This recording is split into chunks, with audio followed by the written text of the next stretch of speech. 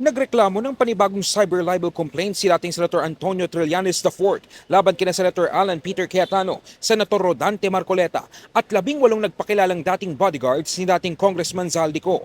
Kaugnay ito ng pagdinig na isinagawa ng Senado noong June 4 kung saan inilahad ng mga testigo ang mga alegasyon laban sa ilang personalidad kabilang si Trillanes. Ayon sa dating mambabatas, bawat pag-uulit ng maling pahayag laban sa kanya ay hiwalay na bilang ng kaso. Kaya patuloy siya magsasampa ng reklamo laban sa mga anyay patuloy na nagpapakalat ng kasinungalingan.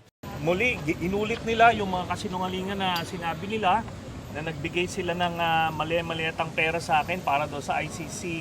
Hindi po totoo yun, kaya bawat salita, bawat okasyon na sasabihin nila yung kasinungalingan na yun, magpa-file po ako ng kaso sa kanila. Multiple counts na yung ginawa nila. So ito, bago ito. Kaya itong mga 18 ex-bodyguards na to, habang patuloy sila nagpapagamit dun sa mga political backers sila, meron silang kakaharapin na consequences. Inakusahan din niya sina Cayetano at Marcoleta na umunoy nagbigay daan sa pagpapakalat ng mga mapanirang pahayag laban sa kanya sa pamamagitan ng mga tanong at pahayag na ginawa sa pagdinig. Dahil nung ginawa nila yung rogue committee hearing na yon, wala silang parliamentary immunity, wala silang authority to do that. Sila yung nag-facilitate nun, yung nag-extract ng mga kasinungalingan na sinabi ng mga 18 bodyguards, no?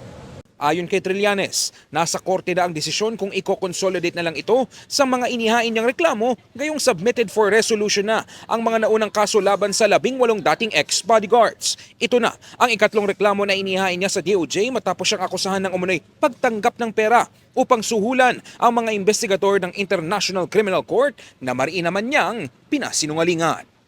In the heart of changing lives, ako si Brigada Ino Flores ng 105.1 Brigada News FM Manila, The Music News Authority.